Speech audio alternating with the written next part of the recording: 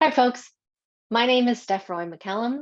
I'm the Chief Storm Writer at the Courageous Leadership Project. You can find me at bravelylead.com. I want to talk about conflict transformation and systems change. And I want to start here with this fundamental belief that I hold that brave, honest conversations are how we solve the problems in our lives, our organizations, and our communities. But that's because when we have these kinds of rich, deep, meaningful conversations where we really see and understand each other, we strengthen relationship. We build trust, we create connection. And when those things are present, we can do just about anything. When those things are not present, we can do just about nothing. And so the brave, honest conversation is the foundation of our ability to transform conflict or create systems change. I want to share that a lot of my work is at what I call the pointy end of the stick, where tensions and emotions flare, where people are intensely committed to their own positions, where often we can't see a way forward in a complex, challenging situation. It's like there's no clear path. This is the space of conflict transformation, but it's also the space of systems change. When I lead trainings and workshops, participants are always looking for that magic solution, the top 10 list, the checklist, the worksheet, that will take all the challenges that we face and relieve our discomfort. Will bring us certainty, will tell us this is the solution. I honestly wish I had a roadmap or a checklist to changing systems or structures to share with you, but it is not easy or simple work. It is the most important work in the world. So there's no top 10 list to conflict transformation or systems change. However, there are a couple of tips I can share to point you in the right direction.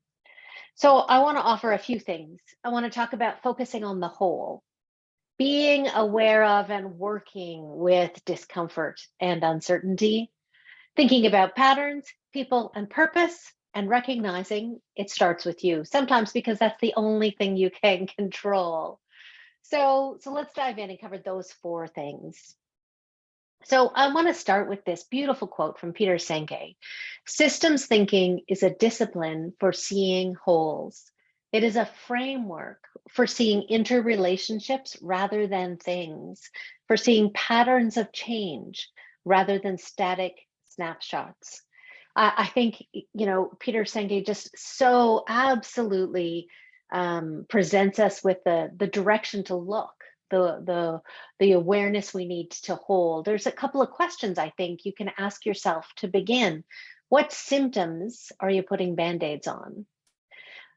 So what are the quick fixes, the low-hanging fruit, those things that are pointing us in the direction of magic solutions that we're just trying to kind of stop the bleeding rather than building something new, creating something better, actually even understanding the problem or creating a shared understanding of what actually is the challenge.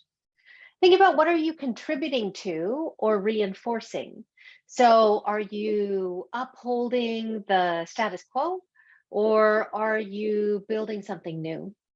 When we think about seeing wholes, one of the things I talk about in my book, Leading Together, is integration, individually and also collectively. So not assimilation. Sometimes people think assimilation and integration are the same thing.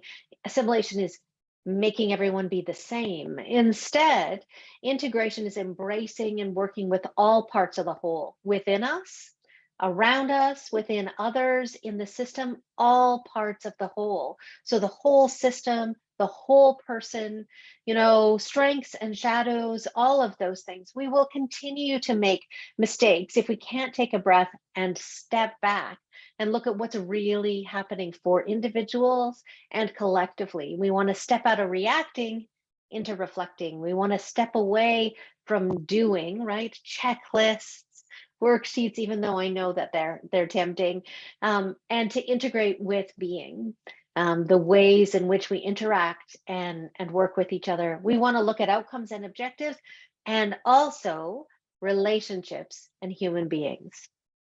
When we find ourselves in a challenging situation, we have a number of options. So when change presents itself, we have generally, I think, four categories that sort of sum up our human inclination to respond when change presents itself. Number one, to deny the problem exists and attempt to marginalize those who have presented the issue or who are supporting it. I see that again and again and again. That's the flare of conflict, right? You're wrong, I'm right.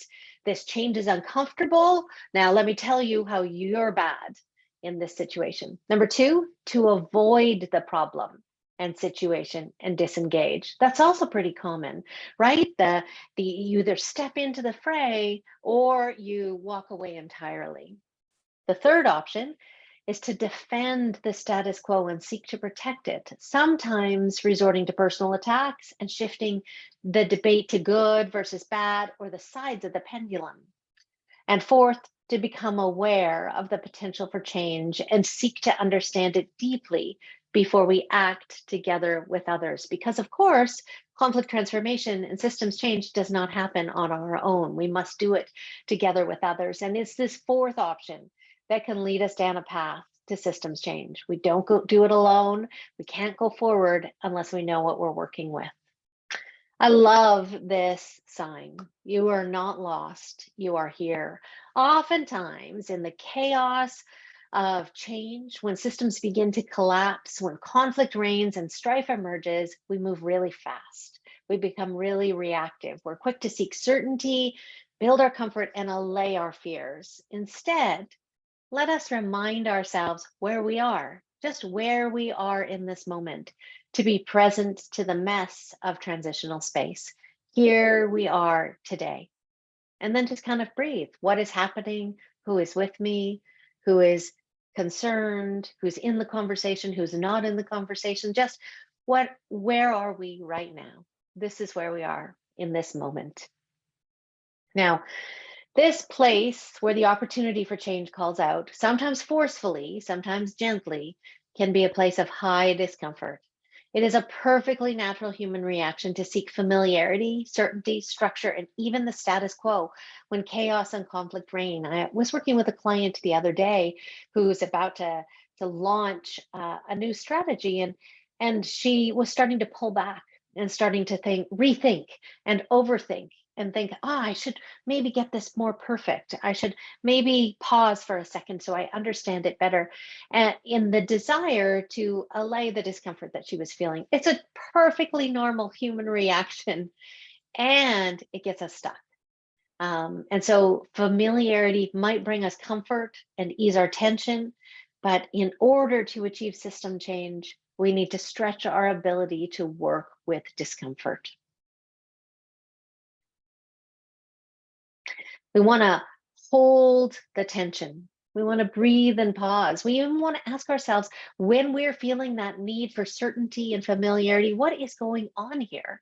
What is happening? What am I noticing?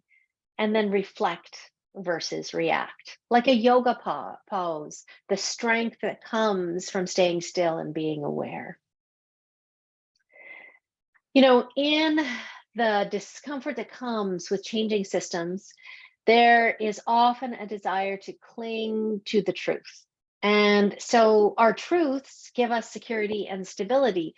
And yet the thing to remember is that there are different versions of the truth. I'm not talking about facts, I'm talking about truths, because truth comes from the facts layered over with our lived experience and our values. And so what is true for me may not be true for you. Your truth might be different. And ideally, when we're trying to transform conflict and change a system, we need to find a shared truth we can hold together. There's your truth, there's my truth. What's the one we could maybe hold together as we move forward? And the only way to find that truth is to stay with the discomfort. Now, let's talk about patterns, people, and purpose. Now, a really important thing to understand is that in order to change a system, we need to understand what is happening with the system. So 3 P words that are easy to say and also sometimes hard to do. We've got to look outside, the system, outside of ourselves, outside of our organization, to all the parts of the system that impact or affect it. And we also have to look within. We've got to look behind us to understand the history and experience, look around us to see what's happening in the present right now, even look forward to see about the costs, the consequences, the trade-offs of different options that we might move forward with.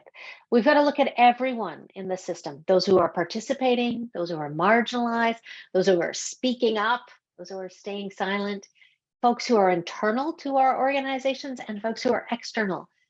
And then we've got to be clear on what we stand for, what we're building, what we commit to, what we value, what we are inviting people to be a part of.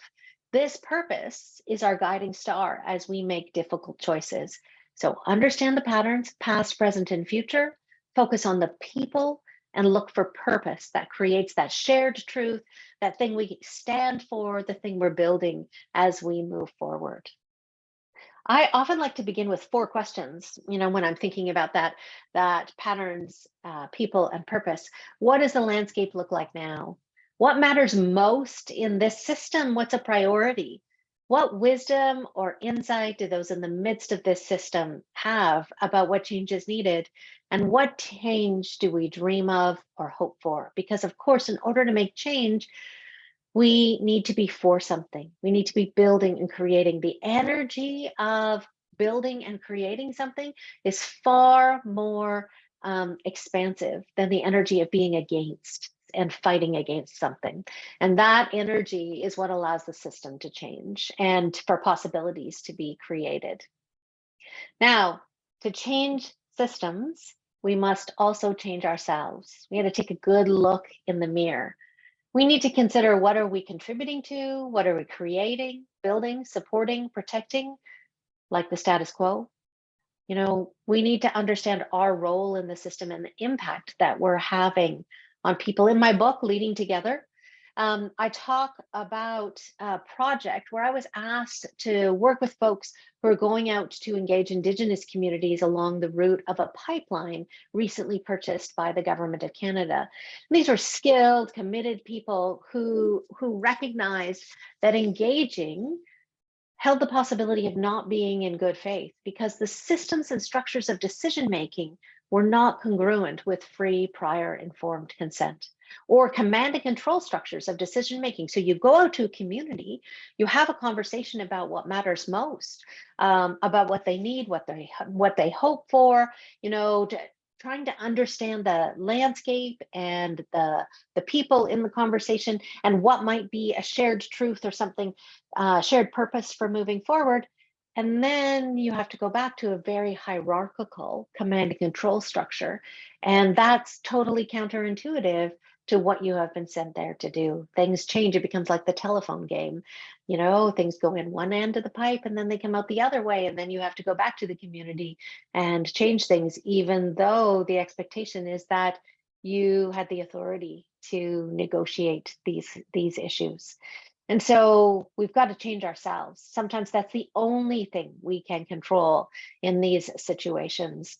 And so I think a foundation of leadership in really difficult conversations is to give ourselves full permission for authenticity. When we are authentic, when we are open-hearted and vulnerable, where we show up clear on what we stand for, we create resonance. And that resonance allows us to create connection with other people, which allows us to deepen understanding, build relationship, and build trust. And so when we lead from our strengths and we also acknowledge and understand our own shadows, we're more competent, capable, powerful leaders. Now, we also need to take responsibility for our impact, because when we're showing up authentic, then we are having an impact on other people. And I'm not talking about, I want to distinguish the difference between your intention, which is about you, what you plan to do, and your impact, which is how it is received on other people. And we must take responsibility for that. We are always impacting each other in positive, negative, and unintended ways, whether we're actively engaging or participating, we're sitting on the sidelines, or we've withdrawn or pulled out of the conversation, we're still having an impact. And so recognizing what that impact is and taking responsibility for it, being really conscious about our choices. There's 3 questions that I often ask my clients when they struggle to lead in high heat situations. How can you balance advocacy, so what you stand for and believe in, with inquiry? So your desire to deeply understand the same thing of other people. How can you choose curiosity over judgment? Because we can't do both things at the same time. And curiosity is a path to expansiveness, problem solving, innovation, creativity, and judgment is a path to closing down, being right, being certain, sticking with the status quo. And then how can you see relationship as the path to resolution? When we are in a relationship, we can solve problems. It goes back to that brave, honest conversations or how we solve the problems in our lives, organizations, and communities. When we're in relationship, we can accomplish just about anything. When we're not, we can accomplish just about nothing. Now, in my work, over 25 years of doing this work, and this is chronicled in my book, Leading Together, I have identified 7 character traits that support our leadership to change systems and transform conflicts. And over again, these traits show up as consistent in leaders who are leading transformational change: humility, hope, empathy, courage, commitment, integrity, and authenticity. And you can read more. There's loads of that information in my book, but I guess I would encourage you to just take a moment and maybe do an inventory for yourself. What are your strengths? Which of these traits are you strongest in? And which of these traits are a growing edge for you? And what might change if you grew and became more capable in all 7 of these traits in your leadership of conversations in where transformation is required? I want to offer a quote from my book, Leading Together, because it kind of sums up a lot of the things I've talked about. Love is a more powerful force than fear. It generates hope, possibility, creativity, innovation, and problem solving. It connects us to each other and generates positive energy. It opens us up. Love has inspired religions, social movements, and major social changes, while fear gives something people to be against. Love gives people something to be for. And that's the essence too of leading conflict transformation and systems change. All the things that aren't working, that matters, so we can identify those things. But what do we want instead? What's the hope we're creating? That's what builds momentum. Here's another quote from my book, Leading Together. If I lead with my heart and I show up fully in the hardest moments, even when our hearts break over the state of tragedy, trauma, chaos, and disconnection in the world, our hearts can break open instead of into pieces. That breaking open can allow us to hold the complexities and compassion of being fully human together. Conflict transformation and systems change is an act you must do in community. You must do in collaboration, co-developed, in cooperation, all those co-words, we must do them together. All parts of the change must be done with others, and ideally in a way that is connected, and that considers what's the impact you will have when you're leading this type of change. So I'll just end on a note from a brilliant mind, much bigger than mine, Otto Scharmer. When systems collapse, what are we left with? We are left with each other. We are left with our relationships. And that's the essence of it. It's why brave, honest conversations matter. You can't transform conflict or create systems change without each other, without being connected, without deeper understanding, without trust and relationships. Thanks for listening. Reach out for coaching or a conversation. You can find more at bravelylead.com. And thanks for being here. Keep going. Your work matters. We need all of us to do this good work in the world. Thanks.